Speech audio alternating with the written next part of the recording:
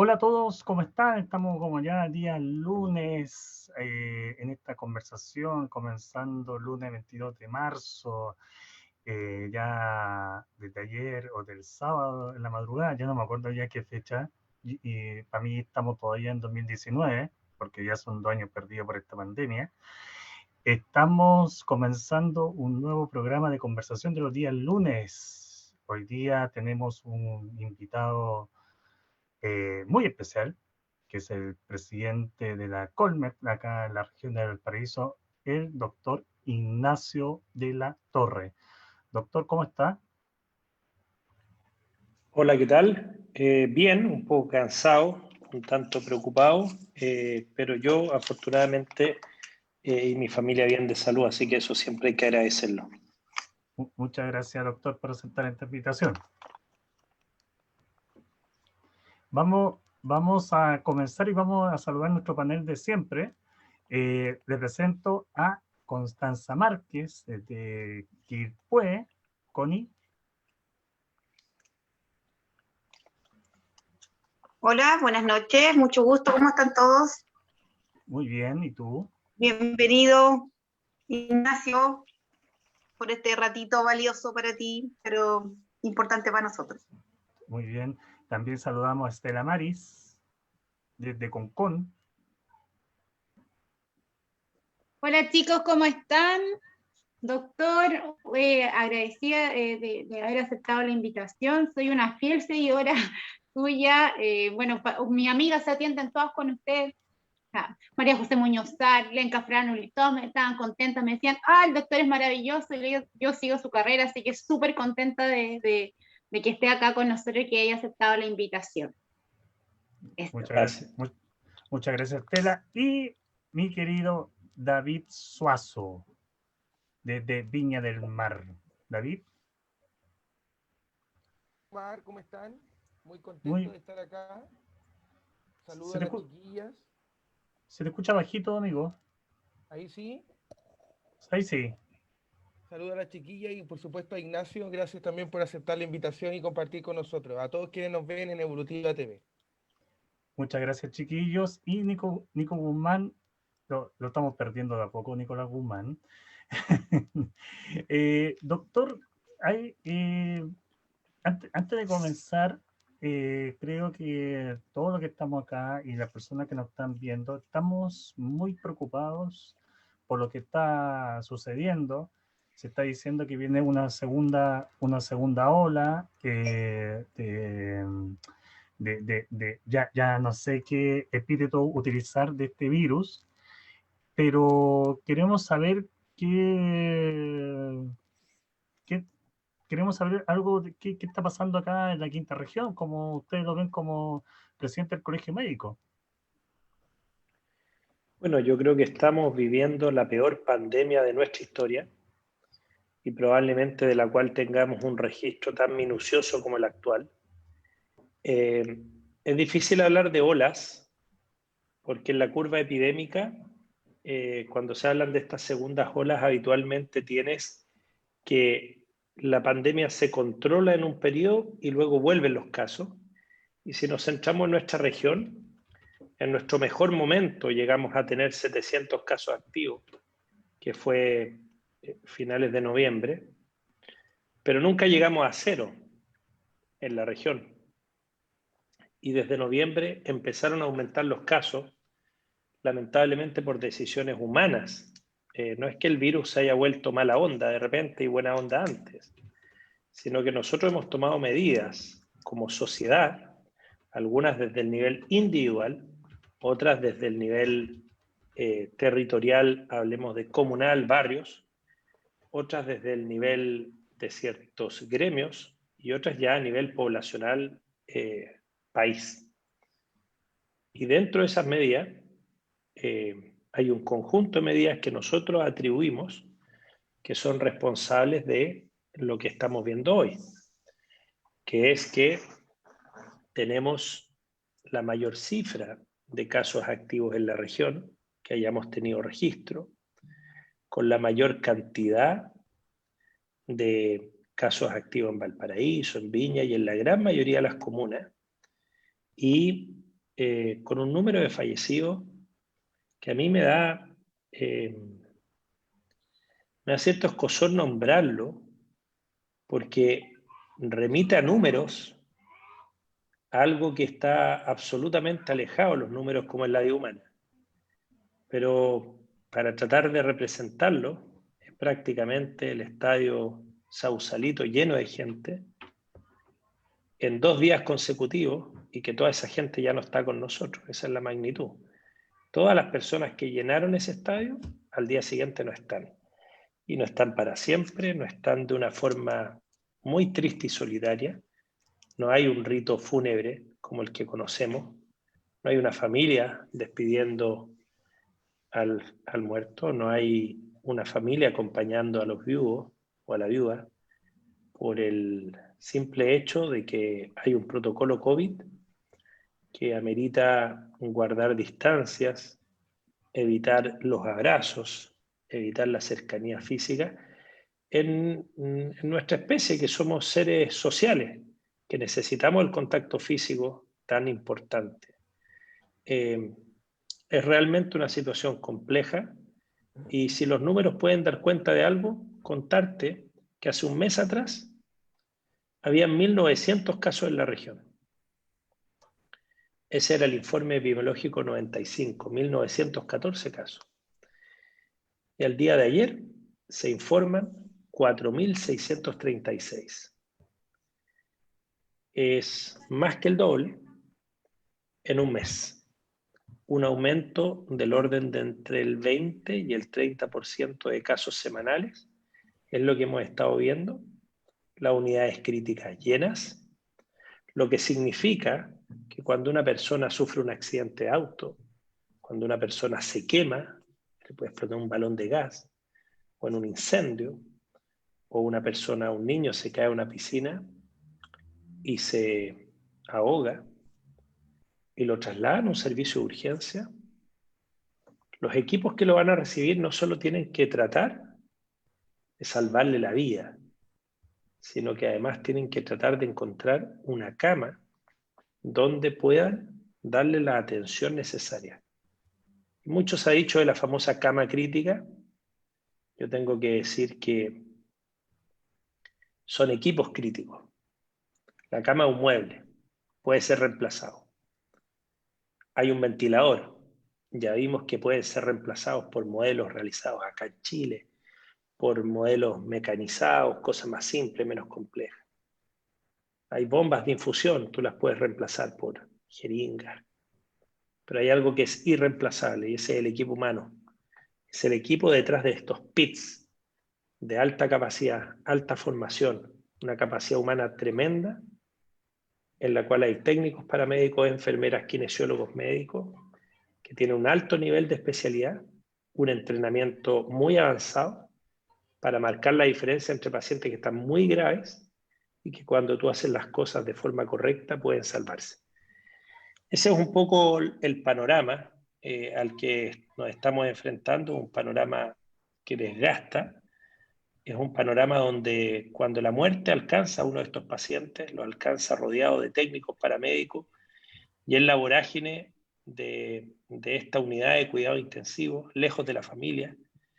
Y imagínate lo que es para un paramédico que en los últimos 4, 6, 8 turnos estuvo cambiándole los pañales, haciéndole masajes para evitar las úlceras, las heridas, aspirando secreciones, administrando cuidados, prácticamente en un cuidado 1 a 1. Está ahí todo el día, de 8 de la mañana a 8 de la noche, se va a su casa, al día siguiente está de 8 de la noche a 8 de la mañana, y en teoría tiene 2 días libres, pero en esta pandemia muchos de ellos están haciendo doble y triple turno, y empiezan a ver más a estos pacientes que a su propia familia. Y de pronto uno de estos pacientes se empieza a agravar, está intubado boca abajo, en prono le llamamos nosotros, su cuerpo empieza a fallar y de pronto fallece. Y los equipos de salud se encariñan con sus pacientes y tampoco pueden hacer el duelo. porque hay que limpiar todo rápidamente y preparar la cama para otro de esos pacientes que está ahí esperando en una condición grave. Y eso empieza a ocurrir todos los días a una velocidad impresionante, a tal punto que los trabajadores de la salud vamos sufriendo un fenómeno que se llama burnout, o un verdadero desgaste emocional tan fuerte que nos vamos insensibilizando a lo que ocurre. No es que no lo sintamos, sino que empezamos a sentirlo como en una corporalidad más externa a nosotros, como que nos desdoblamos y empezamos a experimentar eso. Una de las situaciones más terribles de mi carrera ha sido gestionar una cama crítica, buscar una cama para una paciente que no esté disponible. De verdad, cuando me tocó, sentí desesperación, frustración, rabia, la sensación de injusticia, pero sobre todo la sensación de no poder ayudar a la paciente como le correspondía.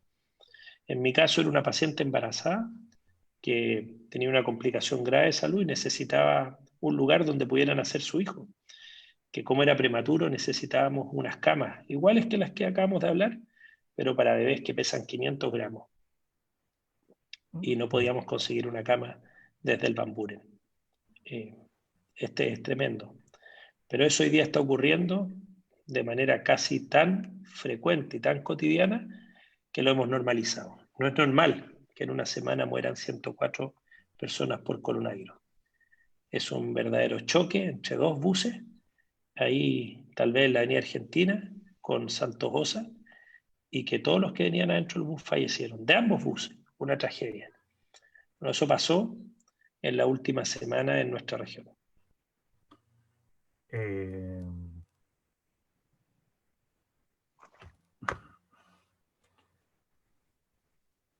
Bueno, Constanza, por favor. Querido Omar, se emocionó, él es sensible. Está bien, eso habla de conexión, Omar. Bueno, yo quiero hacer lo que hacen todos, pero te quiero dar las gracias en nombre de Miguel Pue. La verdad es que la gente se alivianó mucho más. Nadie sabe por qué. Por una inoculación, no sé si está mal, bien dicho o mal dicho, se sintieron lo máximo estar con una vacuna, diciéndoles que en realidad no era suficiente. Pero el gobierno lo ha hecho, ha sido errático. Yo no soy especialista, Ignacio, pero desde afuera puedo ver que las decisiones son como antojadizas, como que lo que ocurre, tengo la sensación de que es una oleada de vacaciones irresponsables, groseras, desde afuera y desde adentro. Yo quería preguntarte, porque se dice que el proceso a llegar a estar tan mal, que esto sería como de 1 mes y medio atrás, que efectivamente serían las vacaciones, otros dicen que es el colegio, yo más bien creo que son las vacaciones. No, yo sé que es una mezcla de cosas, Ignacio, pero ¿qué dices tú con respecto a este? Creíamos que la segunda oleada había sido en enero, pero no, esta es la real. ¿Qué opinas tú de eso, Ignacio? La razón.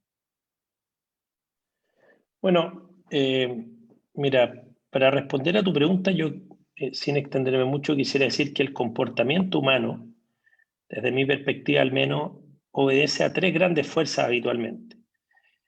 Una, que es la que más recurrentemente se invoca, es el factor económico, el estímulo económico. Hay quienes piensan que si pago más, puede que consiga más cosas. Otro estímulo muy potente es el estímulo social, y es tu grupo, la influencia del resto sobre ti y de ti sobre el resto. Si toda la gente está yendo a la playa y tú estás encerrado en tu casa, probablemente te va a costar más seguir encerrado, aunque todos sepan cuál es el virus y cómo se contagia, pero la influencia social es relevante. Y hay una tercera fuerza muy importante que es la moralidad, el bien y el mal, los principios rectores de la conducta de esta sociedad, porque sabemos que la moralidad depende de cada constructo social, no es necesariamente el mismo para todos.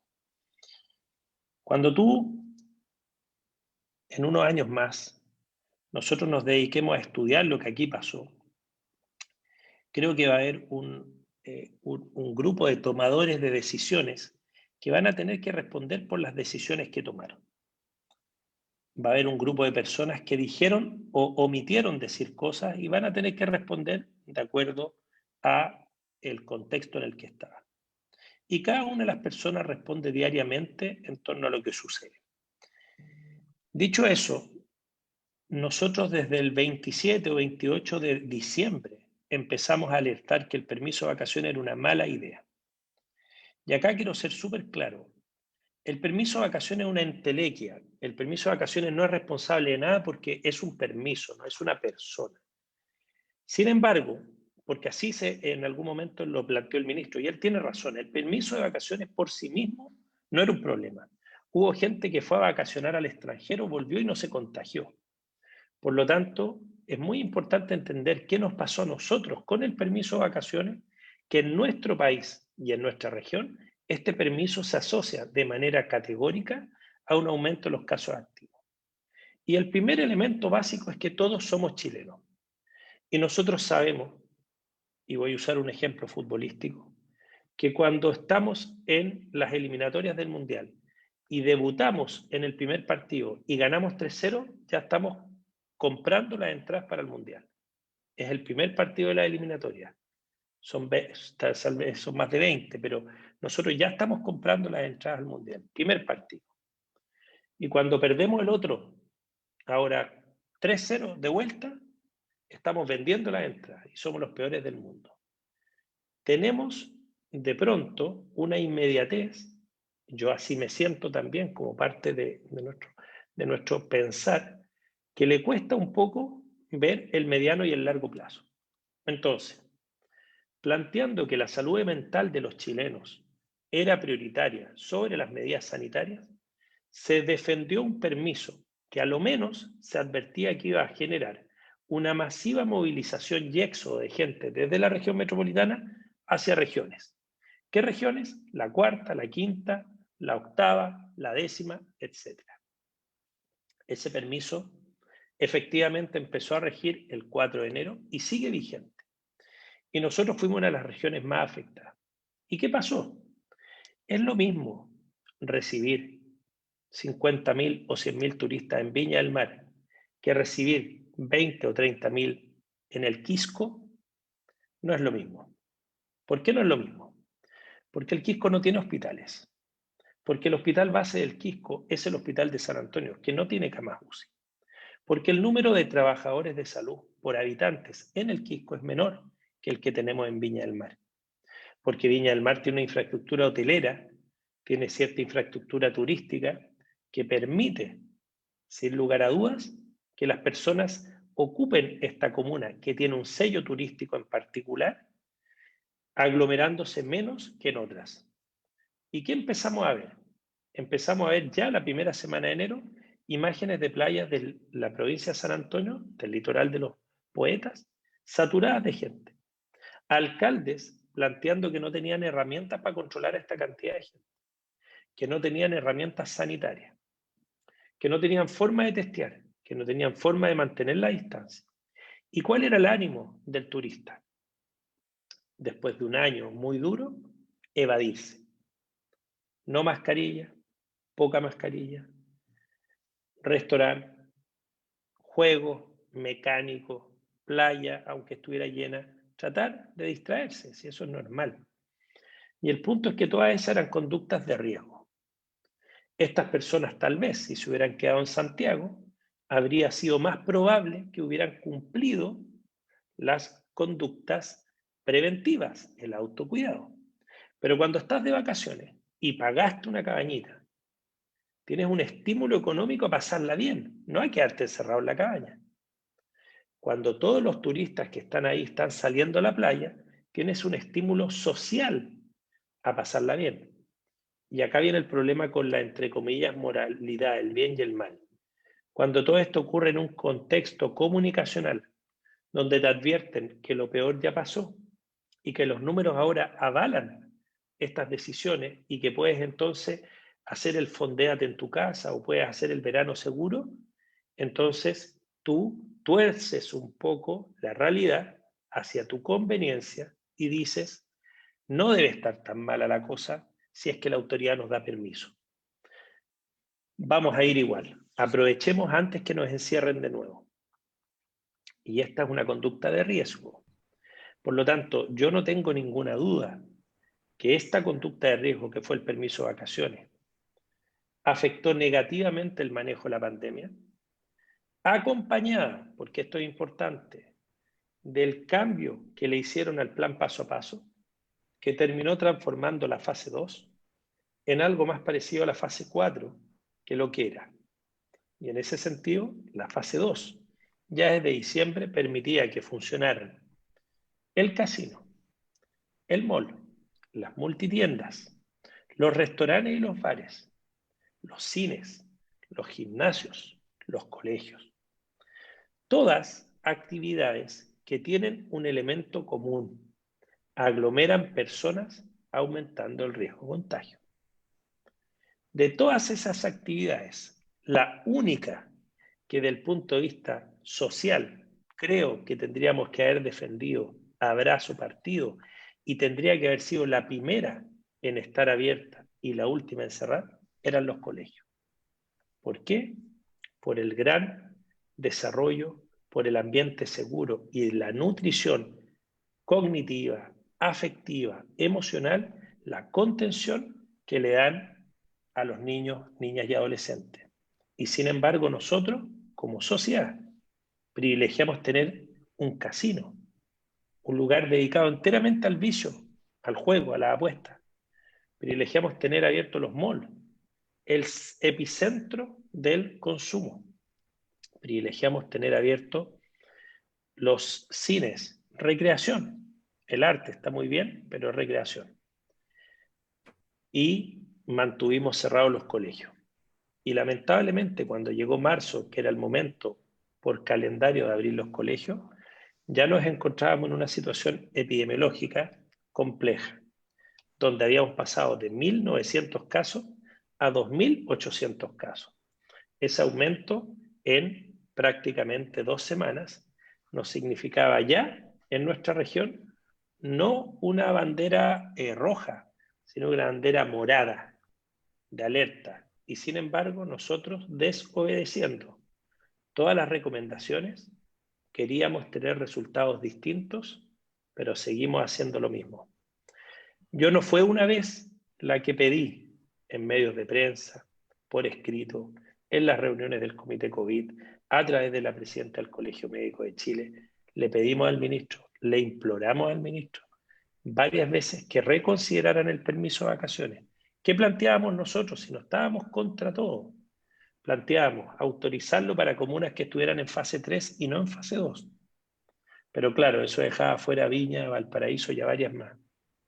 Segundo, que se determinara un aforo máximo de turistas que pudieran sacar el permiso online y que cuando esos cupos estuvieran llenos, ya no pudiera sacarse más permisos por esa quincena. Ninguna de estas medidas fue considerada. El 23 de enero el ministro, en su informe epidemiológico, dijo que había escuchado nuestro planteamiento y que nos iba a responder a partir de un trabajo de la subsecretaria Daza y Martorell. Todavía estamos esperando esa respuesta. Por lo tanto, hubo tomadores de decisiones que autorizaron este permiso y que luego, advertido de los resultados negativos que se estaban produciendo, decidieron continuar adelante con el permiso. ¿Por qué razón? Eso lo tendrán que explicar ellos, pero claramente no fue por una razón sanitaria. Ahora sí estoy, disculpen, pero las palabras del doctor me llegaron a emocionar, entonces, ¿cómo no llegar a emocionarse y cómo no decir, pucha, yo entiendo que la gente tiene que buscar trabajo, yo entiendo que la gente tiene que llevar su pan diario a la casa, yo entiendo todo eso, pero nosotros vemos el tema de las camas críticas como algo cosa más mueble, que eso uno piensa como cama crítica, pero nosotros nos vemos el tema que hay enfermeras atrás, TENS atrás, personas que hacen aseo, personas que están arreglando su vida diariamente. Entonces, a eso fue mi emoción, me dejó para adentro. Así que vamos a seguir, gracias Connie, vamos a seguir con Estela. Ignacio, mira, yo de Concón, acá hablamos de la realidad de Concón. ¿Qué hacemos nosotros? Mira, nosotros fuimos bien Mateo en ese sentido, no sé si tú estabas enterado de eso, Concón, respetamos el aislamiento en algún momento, la gente, o sea, yo trabajo con las organizaciones comunitarias y había un discurso, todos que no se estaban juntando, podíamos salir porque no estábamos en la otra fase que estaban las otras comunas, podíamos salir, pero Concón se veía más tranquilo, no había tanta aglomeración de gente, vino este permiso y quedó la embarrada, quedó la embarrada, o sea, las playas. Entonces, nosotros como representantes que somos, en nuestro caso David, Constanza, que representamos a distintas organizaciones, ¿qué esperanza nosotros le damos a esta gente? O sea, en mi caso a los conconinos, decirle que ellos respetaron en algún momento, ellos respetaron las reglas, pero vino otra gente de afuera y nos dejó la embarrada en nuestra comuna, o sea, y así fue. O sea, no sé si es tan así, es mi sensación y es la sensación que tienen muchas de las personas que represento. ¿Qué me puedes decir tú, Ignacio, al respecto? O sea, ¿qué podemos nosotros decirles a esta gente para decirles que realmente tienen que volver a encerrarse, siendo que lo hicieron y no valió la pena? ¿Me entiendes? Sí, mira, creo que lo primero es que fue en defensa, entre comillas, en defensa de ellos y de su salud mental, que se autorizaron estos permisos. Y ahí es cuando nosotros nos damos cuenta que muchas veces las autoridades políticas utilizan el concepto del pueblo, el concepto del chileno de a pie, para su propia conveniencia, porque esto no fue en beneficio de los conconinos. Nadie les preguntó a los conconinos si estaban de acuerdo con este permiso o no. Sin lugar a dudas, esa mayor llegada de gente activó un rubro que estaba muy alicaído. Pero ¿qué es lo que planteábamos nosotros? Claro. Nosotros planteamos que las medidas de restricción de movilidad tenían que ir acompañadas de inyección económica importante. No estamos hablando de regalarle la plata a nadie, estábamos hablando de que si había un dueño de un restaurante en Concón y él no había podido abrir en todo el verano y no estaba pudiendo vender los fines de semana, pues bien, suspender el pago de todo tipo de cuentas, liberarlo de todo tipo de obligaciones con la municipalidad y transferirle créditos blandos de forma directa, tal vez para ser pagado a través de sus declaraciones de impuestos en los próximos 12 o 15 años. O sea, construir a un problema actual una solución con mirada de futuro. Te comprometo a ti mismo a ser artífice de tu propia solución, pero al mismo tiempo te estoy incentivando a que sigas en el rubro donde has estado, porque ese va a ser el camino para resolver tu problema. Claro que sí. Sí, interesante. En ese sentido, muchas de las ayudas, hubo gente, tengo amigos en el rubro gastronómico, me decían, oye, yo normalmente soy el dueño, soy el que compra las cosas, mi señora cocina, y no tenemos acá un ingeniero comercial o alguien que nos haga la contabilidad como para poder postular a este FOGAPE. Tiene muchas letras chicas, tiene mucha cuestión.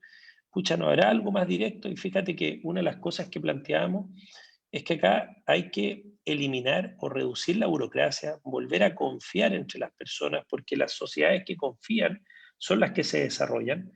Y muchas veces, finalmente, toda esta brecha que hay entre las medidas que se anuncian, como hoy día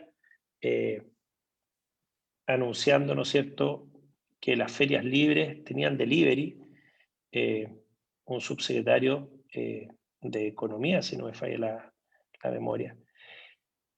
¿Quién tiene, o sea, de Agricultura, ¿quién tiene deliveries en las ferias libres? Así como para decir que van a estar cerrados los permisos los fines de semana y las personas que tienen boliches pequeñitos van a tener que contratar delivery. Eso se le ocurre a alguien que vive en un sector donde están llenos de motos, afuera de locales, gente que está esperando repartir algo para sobrevivir. Pero eso no es la realidad de las ferias libres que están repartidas por tantos lugares. Entonces, una de las cosas que nosotros extrañamos y pedimos es que al mismo tiempo que estamos visualizando un proceso constituyente donde queremos tener mayor participación, la toma de decisiones sigue siendo entre cuatro paredes en Santiago con una poca retroalimentación regional. Y en este sentido contarles que hubo medidas que nosotros le pedíamos a la autoridad regional que las rechazara, como por ejemplo cuando venía el permiso el 8 de diciembre, un fin de semana largo, y se advertían 300.000 personas que vendrían a nuestra región. Y sin embargo, Santiago dictaba la norma y acá se obedecía. Entonces, precisamente, creo que esta pandemia nos hubiera pillado en un escenario muy distinto si los gobernadores que van a reemplazar a los intendentes ya hubieran estado en ejercicio. Porque los intendentes, como representantes del gobierno central en la región, no les entregan la autonomía y tienen que reproducir decisiones y tratar de justificarlas en vez de ser ellos los tomadores de decisiones. Y ese es el centralismo más categórico que podemos ver. Tienes un intendente que conoce una realidad de la región y no toma decisiones locales, o reproducen decisiones que les imponen, pero no llegan a aplicar una solución, por ejemplo, para Concón y su realidad, que se puede parecer a la de Quintay y se puede parecer a la de Algarrobo, pero no se parece en nada a la de Limache. Entonces, la solución es para todos la misma medida. Y nosotros sabemos que acá se requiere el ingenio y la conexión con los territorios y ojalá con las organizaciones sociales. ¿Cuál es el gran problema de eso? De esa descentralización, que significa ceder poder. Y muchas veces en este juego que vemos de la política, lo que menos frecuentemente hacen las autoridades es ceder poder.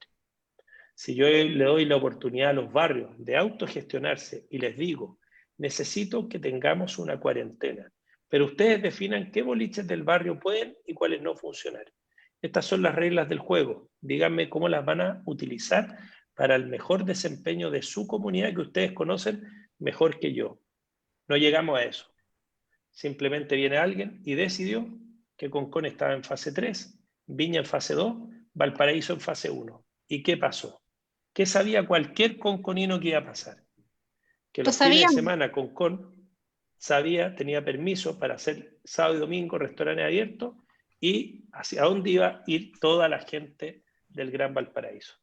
Y el conconino estaba encerrado, el conconino estaba encerrado, realmente estaba encerrado, o sea, eso es en las prácticas que conocíamos todos, o sea, que en las calles se escuchaba, oye, qué injusto, aquí mira, todos disfrutando las playas y nosotros encerrados, y es así, nos pasó. Exacto. Y eso, muchas gracias, Ignacio. Y eso nos da la oportunidad de releer el problema, pero ahora resolverlo desde una mirada territorial. Y creo que eso hubiese sido mucho más práctico con autoridades regionales ya elegidas por votación popular. Muchas gracias, Ignacio. Gracias, Estela. Antes de pasarle el pase a David, vamos a informar que este miércoles de contingencia nacional nos va a venir a visitar Evelyn Matei, la candidata, la alcaldesa de Providencia, que ahí vamos a estar conversando con ella este día miércoles. David Suazo, por favor. Muchas gracias, Omar. Varias cosas. Quiero intercambiar ciertos puntos de vista con Ignacio. La primera de ellas, yo concuerdo, ¿cierto?, que esta pandemia tan terrible y que además por la época moderna en la que nos encontramos, posmoderna dirían algunos, podemos ahora medir, ¿cierto?, registrar, conocer sus detalles, sus vericuetos más escondidos, ¿cierto?, y lo vamos a conocer con mayor fineza a partir, digamos, de los tiempos que vengan, ¿cierto? Tú bien lo decías, Ignacio, vamos a saber en los próximos años quiénes fueron los responsables, quiénes son los que van a tener que responder ante tanta ineptitud, tanta inoperancia.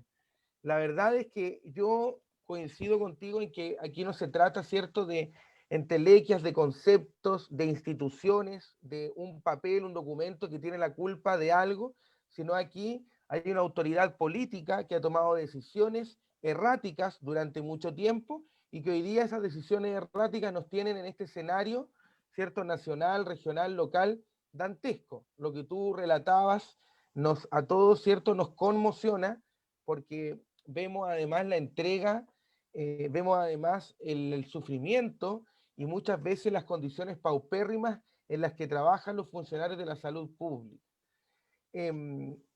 Yo el otro día leía a propósito de la polémica, ¿cierto?, que se generó por los que yo llamo no es laformistas, que finalmente siempre tratan de plantear la forma antes que el fondo y exacerban esa dimensión de los dichos de la presidenta nacional del Colegio Médico, parte de tu gremio. Y quería preguntarte primero, ¿qué opinas tú al respecto de lo que Isquia Siches plantea? Ella dice, de manera literal, que el ministro París es un soldado del presidente Piñera y que va a estar ahí siempre, cual soldado, digamos, que respeta a su autoridad. Segundo, dice que son unos infelices, la mayoría de ellos, de las personas que han tomado estas decisiones, cuestiones que yo, tal vez morigerando las palabras, eso depende del estilo de cada uno, tal vez yo no la hubiese usado, pero en lo que interesa de esta discusión, ¿cierto? En el trasfondo, yo estoy completamente de acuerdo. Eso por una parte. En segundo lugar, quería saber, y a propósito de que tú también lo tocabas, Ignacio, de la discusión constitucional que viene, ¿cuáles crees tú que son solamente dos, para no extendernos, ejes centrales, definiciones vitales de principios probablemente, que deben estar en la nueva Carta Fundamental a propósito de la salud pública? Debe seguir siendo FONASA, ¿cierto? Tal como está el organismo, la institución pública que administra la salud pública de los chilenos. Debemos reformarlo, debemos cambiarlo radicalmente. Quisiera escuchar esas dos opiniones tuyas o dos ejes que tú crees que deberían estar sí o sí, ¿cierto? O dos dimensiones de la salud pública que deberían estar tratadas en la nueva Constitución. Y por último, plantearte también la interrogante al respecto de si te parece a ti que la pandemia nos presenta un desafío a nivel ya no solamente del gobierno actual, ¿cierto? Que nosotros reconocemos, hoy día al parecer hay una coincidencia en eso en este panel, de que han actuado con inoperancia y con ineptitud, ¿cierto? Lo hemos relatado, no lo voy a hablar más porque ya se conversó acerca del error garrafal de emitir este permiso de vacaciones, desordenado, sin ningún tipo de control, la obsesión permanente de mantener abiertos los centros comerciales, la obsesión permanente, ¿cierto?, de que las personas sigan en esta nueva normalidad que en algún momento se habló, desproveyendo todo esto de las medidas más estrictas para haber controlado en algún momento el COVID y que la famosa curva no se hubiese seguido elevando. Entonces, pero más allá del gobierno, y a esto va mi tercera pregunta, más allá del gobierno que ya entendemos, repito, que no lo ha hecho bien, y veremos los juicios y los costos políticos de esto, y esperamos que así sea, ¿tú crees que el Estado de Chile en el año 2021, con la modernidad, con la tecnología, con las fortunas millonarias que tenemos, con el desarrollo empresarial y con tantas cosas de las que nos jactamos frente a otros países de la región, estaba preparado para, no solamente para vacunar, ¿cierto? Eso es una cosa, o no solamente para testear, trazar, aislar, que es una de las estrategias que ha tenido, ¿cierto? Se supone que debería tener la autoridad sanitaria, sino para enfrentar una catástrofe biológica de esta magnitud, una catástrofe de salubridad pública. ¿Qué nos faltaba como Estado, en términos muy resumidos, para poder enfrentar esto de una mayor manera, no solamente vacunando, porque esa es una parte de esta crisis, sino enfrentándolo desde el punto de vista económico, desde el punto de vista de la cooperación público-privada, etcétera, etcétera? Bueno, creo que la pregunta del modelo de salud o el rol de salud en el proceso constituyente sirve para responder un poco el fundamento de aquello está precisamente en nuestras debilidades para responder a la pandemia, y la fortaleza de evaluar cambios en el modelo puede ser precisamente lo que nos permita construir una mejor sociedad. Lo primero que debiéramos establecer es si la salud es un gasto o es una inversión. Cuando nosotros hacemos una definición tan básica como aquello, si nosotros establecemos que la salud es un bien individual o es un bien colectivo. En la actualidad, la Constitución no nos consagra el derecho a la salud, sino que plantea que todos tendrán acceso a la salud, pero no nos dice que esa salud será oportuna y de calidad. Por ejemplo, si tú eres un beneficiario de FONASA, vamos a suponer que tienes, por ejemplo, en este momento estás jugando fútbol y tienes un accidente y te cortas los tendones de tu rodilla. Tienes dolor y vas a la urgencia del hospital. Vas a entrar por el lado no COVID y tal vez vas a esperar entre 4 a 6 horas porque la situación de salud no lo permite. Te aburriste, te fuiste a tu casa, te tomaste unos analgésicos, hielito, y al día siguiente buscas una hora para hacerlo. Vas a ver al médico, te haces un examen y de tu bolsillito sale una parte que nosotros le llamamos el copago, el pago del bolsillo, y tú pagas una parte que es el bono. Y dices, bueno, me cuesta 5.000 pesos, puedo hacerlo, voy a ver al traumatólogo. Él te pide una resonancia nuclear magnética para la rodilla. Ya con eso tú ya te crees futbolista profesional, te lesionaste haciendo deporte y ahora te acabas de hacer una resonancia como los cracks. Y de nuevo, FONASA cubre una parte, tú pones una parte de tu bolsillito y te hicieron el examen y te dicen, mira, tienes roto un menisco y además tienes cortados los ligamentos, así que, pucha, hay que operarte. Y él dice, pucha, es que ya gasté la plata del bono, gasté la plata de la resonancia, no sé si pueda gastar esto, operarme acá, pero no importa, yo soy de FONASA, trabajo, me descuentan mi porcentaje todos los días, por lo tanto, voy a ir al hospital. Si total es mi hospital, acá estamos en Chile, se supone que me tienen que atender, y te van a ver en el hospital, te van a dar analgésico, te van a decir, esta cirugía no es urgente, usted tiene que entrar a la lista de espera. Y vas a estar, como ocurre, en un promedio entre 2 a 4 años para que te operen. La gran paradoja es que cuando finalmente te operen, esa rotura de ligamentos que te puede impedir caminar, puede haber pasado ya a artrosis. En vez de ser como ese crack que te estabas imaginando, terminas, ¿no es cierto?, cojeando con un dolor insoportable, tal vez incluso con 2 años de licencia médica de por medio, porque no puedes trabajar. Bueno, eso es lo que nosotros queremos, que el acceso a la salud dependa del tamaño de tu billetera. Nosotros queremos que una persona que sufra un accidente, que se enferme, que requiera tratamiento, lo defina el tratamiento que pueda recibir, lo que él esté dispuesto a copagar. Y si puede copagar, va a tener una atención rápida y expedita. Si no puede copagar, tiene que esperar la fila. Y tener dinero entonces significa que puedes saltarte la fila. Pero saltarte la fila, bien visto, porque está bien visto que si tienes el dinero y lo puedes pagar, no estás haciendo trampa al sistema. Al revés, van a haber quienes te dicen que bueno, porque le dejaste tu cupo a alguien más. Ese modelo, creo que la pandemia termina de mostrarnos que se agotó, porque los virus, las infecciones, la salud en general es un patrimonio de las comunidades. Y cuando uno de los miembros de la comunidad se enferma, toda la comunidad pierde un eslabón importante de esta cadena.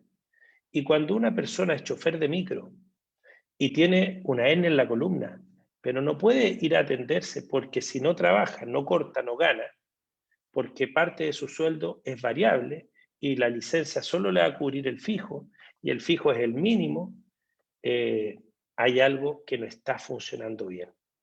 Cuando las personas con enfermedad no pueden guardar reposo y tienen que continuar en sus labores informales porque no tienen contrato de trabajo. Defender entonces, en primer término, que la salud es un bien de la comunidad, no es solo un elemento individual, y defender, en segundo término, que es una inversión social, porque las sociedades que están más sanas están más felices, y eso es probablemente la gran motivación de la mayoría de las personas que habitan en nuestro país y en el mundo, alcanzar la felicidad. Entonces, mi planteamiento es que el modelo que tenemos está agotado, porque depender de tu capacidad de pago para estar o no saludable es algo que no parece correcto en el escenario actual.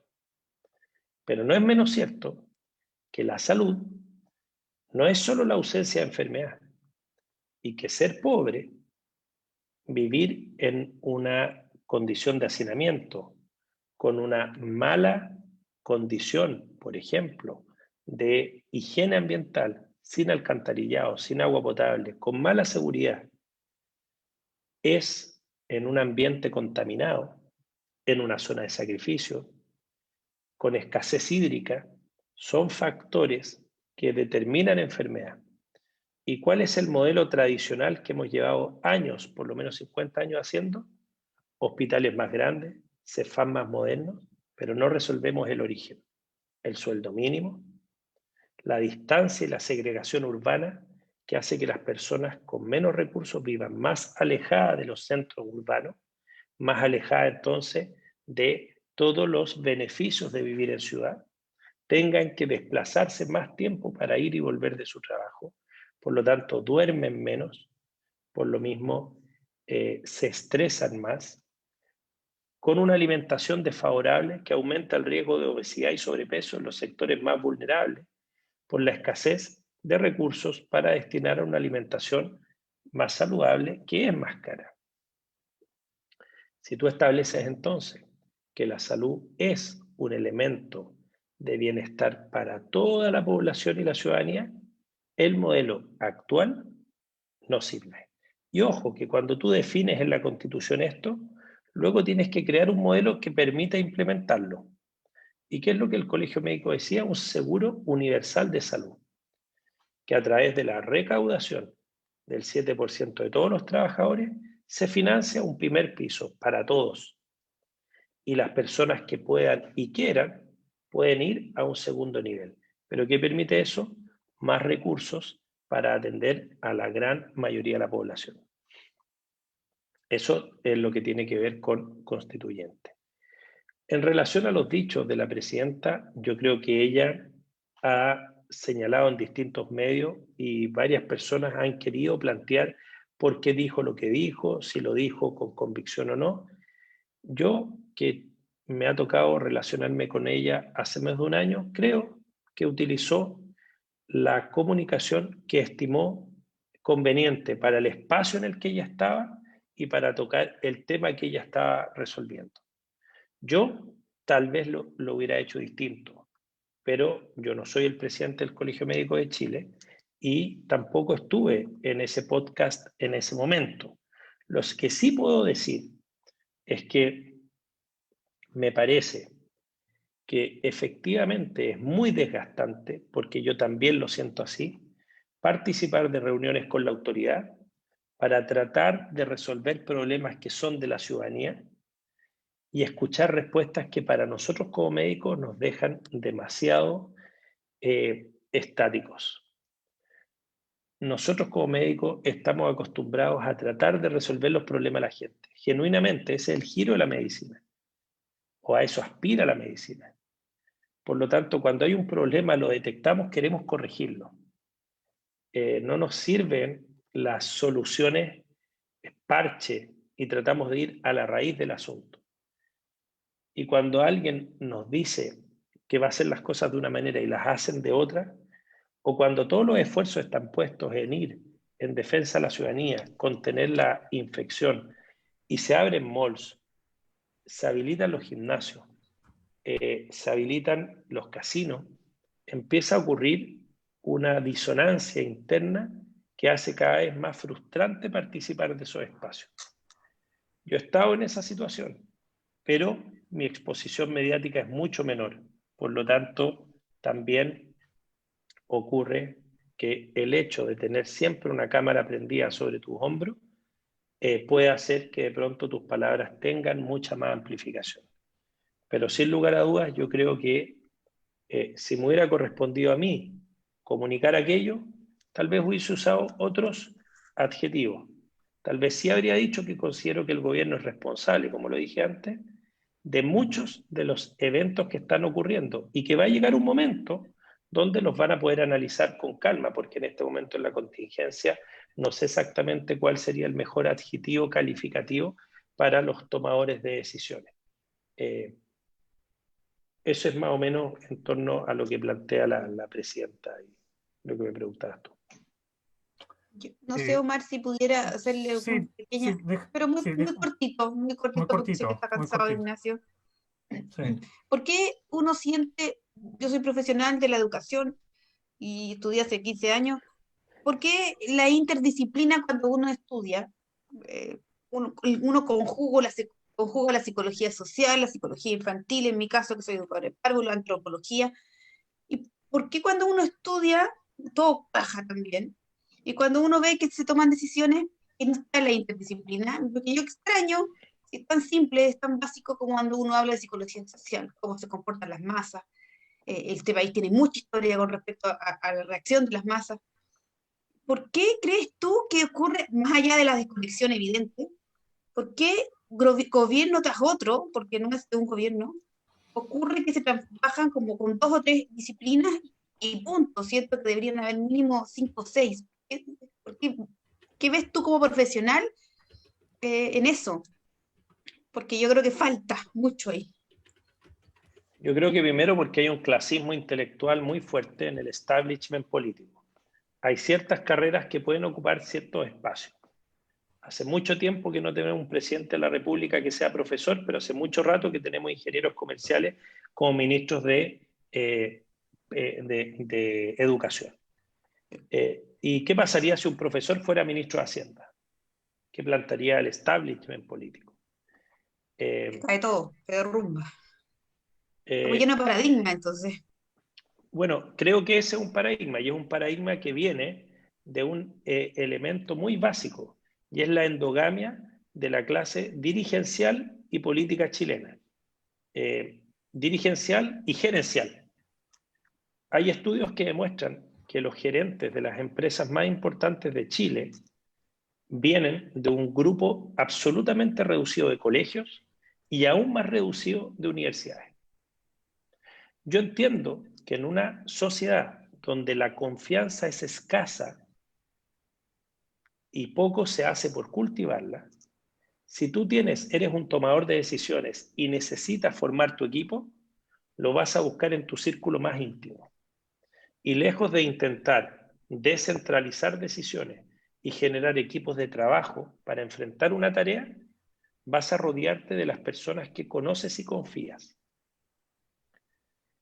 Las sociedades más desiguales confían menos y se produce un fenómeno muy crítico y es que tienden a desconfiar del diferente, pero diferente en el sentido de lo que yo veo en el espejo o en el espejo de mi círculo más cercano.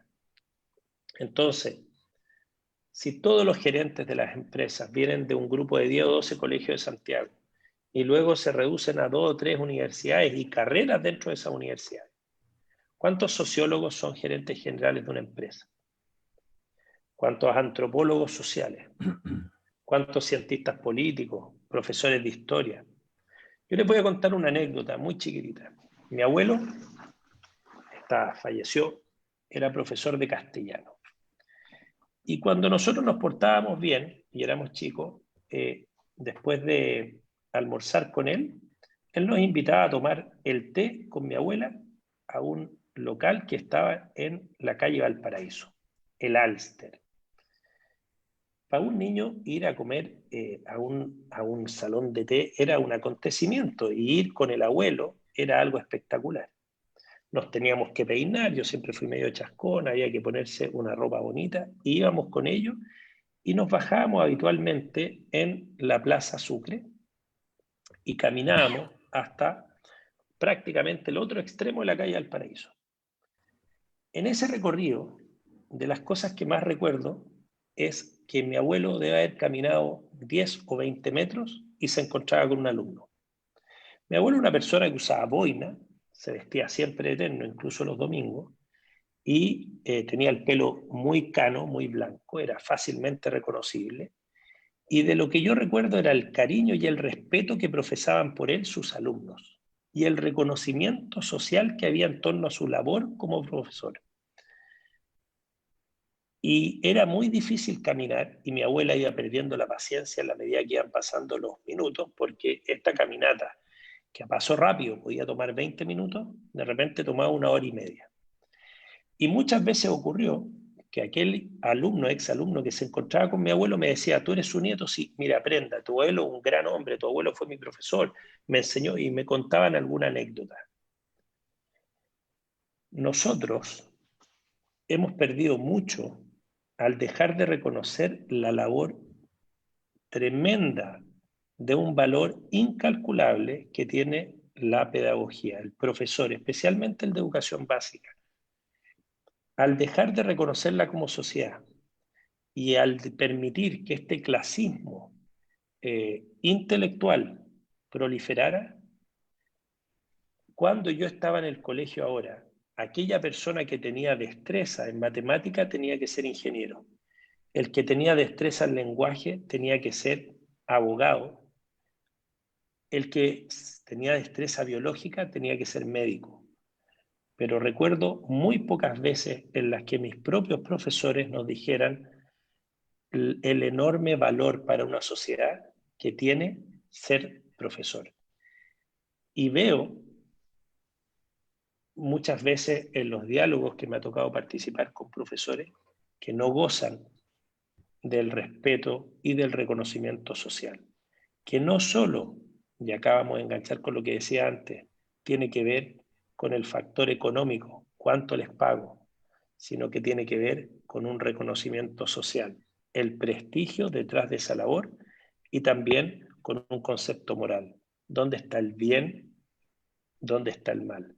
¿Dónde está este verdadero labor que inspira a otros a cambiar la vida? Y ahí a mí me gustó mucho una frase de Mario Weisblut en uno de sus libros que hace con Fundación 2020, cuando plantea que un profesor que se titula a los 25, 26 años y que trabaje hasta los 70, estamos hablando de 42, 43 años de actividad, si es profesor de un único curso, como profesor jefe tal vez de primero básico, él va a haber visto por lo menos a 40 generaciones de 30 alumnos, 1.200 muchachos que pasaron por sus manos para alcanzar su máxima potencialidad.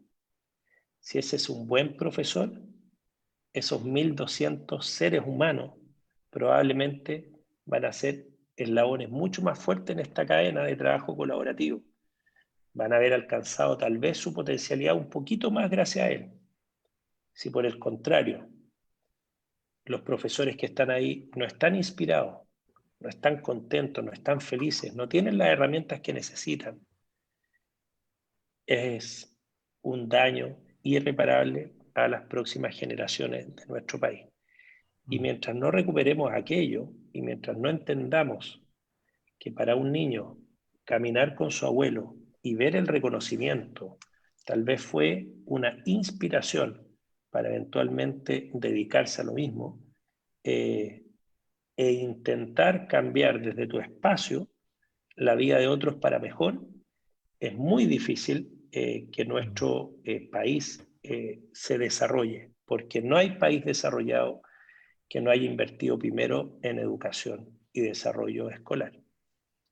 Eso es, desde mi perspectiva, lo que sucede. Un clasismo intelectual, un reduccionismo que solo ciertas carreras pueden aspirar a ciertos cargos y una endogamia donde el colegio en el que estudiaste te define, la universidad en la que te titulaste te define, y solo algunos egresados de ciertos colegios y de ciertas carreras de ciertas universidades pueden alcanzar la dirección de muchas de las decisiones de este país.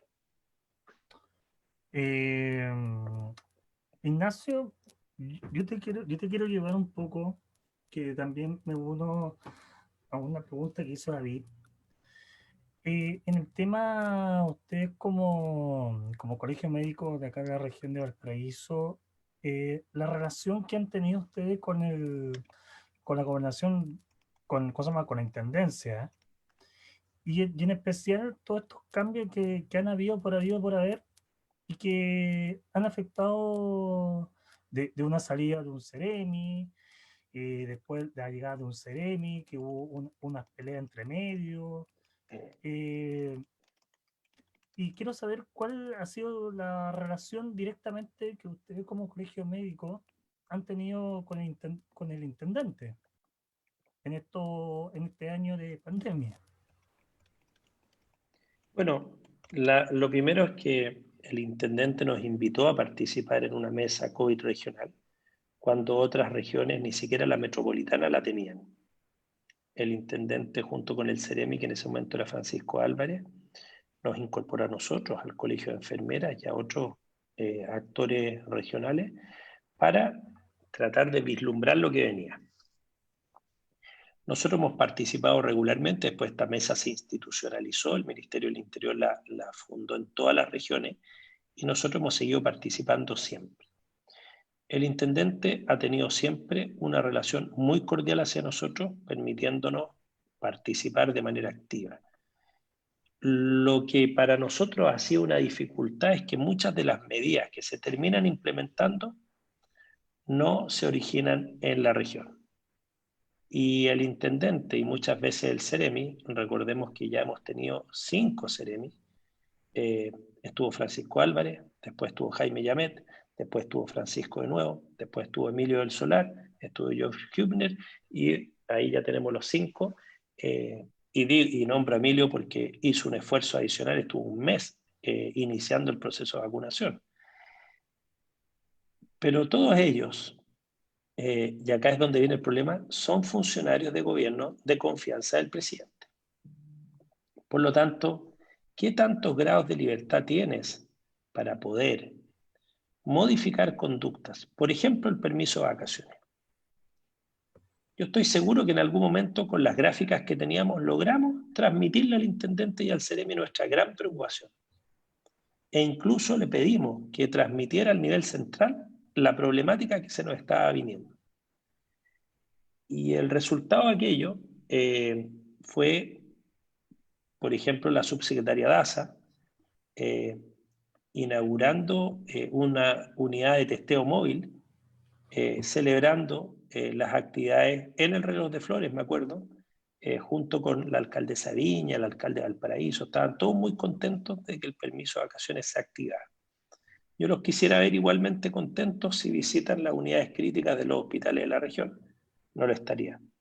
Pero muchas de estas políticas venían de Santiago, y muchas veces se utilizaba nuestra región para lanzar algunas medidas que, incluso considerándolas incorrectas, las autoridades no tenían las herramientas para modificarlas. Y eso creo que es algo que le ha hecho mucho daño al manejo de la pandemia, y este centralismo exagerado.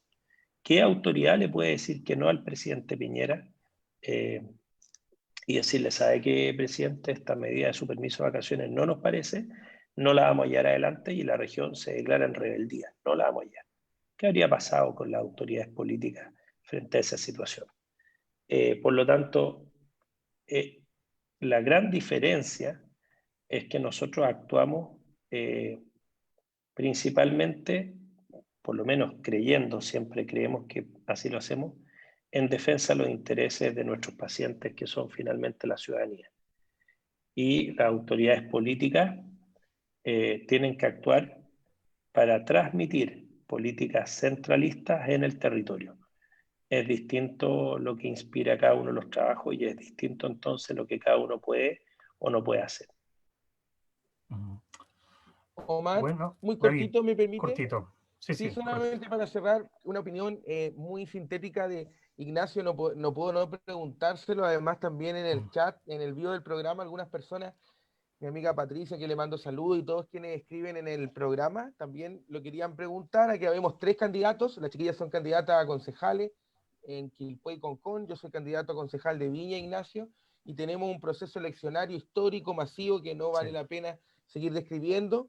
Quiero saber tu opinión al respecto de esta idea, ¿cierto?, que está sonando y rondando las cabezas de muchos de posponer, de suspender las elecciones a propósito de esta alza, ¿cierto?, inusitada, peligrosa de los casos activos de COVID. ¿Te parece a ti que es sabio hacerlo o te parece que a lo mejor todavía no es sensato porque no están todos los elementos sobre la mesa? ¿Qué se proyecta? ¿Qué opinas tú? Mira, lo primero es que la presidenta de nuestro colegio planteó que 2 semanas antes de las elecciones, eso sería el domingo, toda la transversalidad política debiera haber generado un acuerdo en torno a que si se dan determinados indicadores epidemiológicos, la elección no debiera llevarse a cabo. Es difícil con el aumento de casos que llevamos pensar que reunir a cientos de miles de personas en 2 días para votar va a ser una buena idea. A mí me parece una mala idea, pero hay malas ideas que de alguna razón tienen un fundamento de por qué deben llevarse adelante.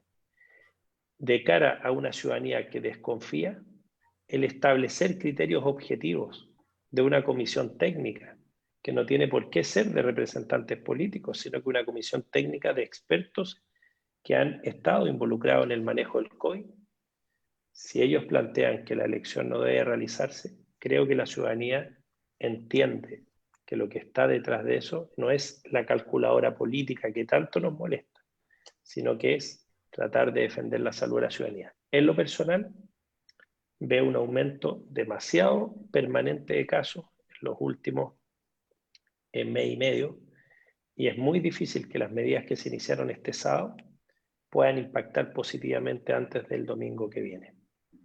En ese escenario creo que no hay mucho margen y creo que lo que debiera ocurrir es que se reagendaran las votaciones para un periodo en el cual no tengamos la situación epidemiológica. Pero esto no puede ser un tema netamente antojadizo. Es muy importante que hablemos, igual que un semáforo, cuáles son las condiciones que ponen la luz roja y que significan pares. En algún momento de la pandemia se hablaba que una incidencia de más de 10 por cada 100.000 habitantes era peligroso. Hoy día estamos sobre 30. Por lo tanto, con 10, antes era uno de los criterios para fase 1, para cuarentena, hoy día estamos sobre 30. La positividad sobre el 5% era otro criterio, hoy día estamos oscilando entre un 10 y un 18%. Y las camas críticas sobre el 95% de ocupación. Estamos pegados en la región sobre el 97%. Entonces, por lo menos tenemos 3 grandes criterios ahí que puedes echar a la mano, que se publican todos los días y que cualquier persona los puede calcular. Nadie va a intentar no ser transparente en aquello, y eso ya me parece que sería suficiente para postergar la elección. Ok, Ignacio, te quiero agradecer por haber aceptado esta invitación. Yo creo que faltan muchas cosas, pero te queremos agradecer. Creemos que la labor que están haciendo ustedes como colegio médico, la labor que están haciendo la primera línea de la salud, es una labor muy importante. Es una labor especialmente la labor que hace el servicio público, el hospital de Van Buren, que algunas veces nos quejamos por la mala atención, pero en este momento y este año se han sacado lo que es la cresta. Y por eso te queremos agradecer por darte este tiempo de conversar con nosotros acá en este canal que se llama Evolutiva TV. Gracias a ustedes por la invitación y efectivamente muchas veces nos quejamos de la atención de salud y yo estoy consciente que en muchos aspectos tiene que ser mejorada. pero también hay un aspecto que es muy relevante. La infraestructura de salud pública que tenemos es deficitaria y muchas veces los hospitales ni siquiera tienen un presupuesto suficiente para garantizar el funcionamiento durante un año normal. Y en septiembre, en octubre, estamos teniendo que golpear puertas para pedir expansiones presupuestarias. No porque no hayamos gastado mal la plata, es porque el presupuesto está hecho con modelos de hace 20 años, que hace 20 años saben que no alcanza, pero siguen reproduciéndolo y autorizándolo de la misma manera año tras año. Ese es el tipo de inatenciones que al personal de salud lo agota, y también entender que, como todos somos seres humanos, cometemos errores, y a veces esos errores significan tratar mal a quien más ayuda necesita de nosotros. Así que efectivamente es un área que tenemos que mejorar siempre. Muchas gracias, Ignacio. Chiquillo, cortito, la palabra al cierre, Constanza. Agradecer el esfuerzo. Fue muy grato para mí la conversación nutrida, así que me encantó conocerte de primera mano, Ignacio. Así que fuerza con lo que queda. Y un comentario un poquito más, un lloriqueo chico. Ojalá se aplazaran. La razón más importante es la que planteó Ignacio, las elecciones. Y la segunda o la quinta es que los que somos pequeños no tenemos cómo competirle a los pecillos gordos que van a pagar 1000 canales de radio, 1000 diarios, y van a sacar una ventaja enorme con nosotros, que nos vamos a quedar encerrados y otra vez se va a degradar el choclo de la manera que no queremos. Eso. Gracias, querida Connie. Estela. También cortito, chicos, muchas gracias, Ignacio, un agrado escucharte. Te reitero que te sigo en las redes, sigo tu mirada con respecto a lo que ha pasado, comparto plenamente la información que nos entregaste y te envío toda la fuerza del mundo, y también te agradezco por todo lo que estás haciendo por nosotros. Así que eso, besitos también a todos los chiquillos del panel, los amigos, cariños, que tengan una buena semana. Eso. Gracias, querida. David. Omar, es que agradecerle ha sido muy claro en sus respuestas, nos ha instruido, ¿cierto? Y nos ha mostrado la otra cara, la del sufrimiento y la de la dedicación también de personas de la salud pública chilena. Un saludo a través tuyo, Ignacio, a todos y todas funcionarias de los CEFAP, SAPU, de los hospitales públicos. En ellos, como decía Omar, está la primera línea, verdadera primera línea, arriesgando sus vidas para salvar la de otros. Un saludo a todos, que les tengan una buena semana dentro de este contexto tan complicado. Muchas gracias. Oye, y yo quiero, o si no me van a matar, porque ustedes saben que mucha gente me escribe todo el tema, oye, mándale saludos a este, mándale saludos. Y si lo tengo que decir, ayer fue el día de los niños, del día del síndrome de Down, ¿cierto? Y tengo que saludar a mis amigos de Agua Marina, que son los padres con niños con síndrome de Down. Así que le mando un gran abrazo a la Patti, a la Derlin y a todos los chicos que están ahí siempre se juntan en Miraflores.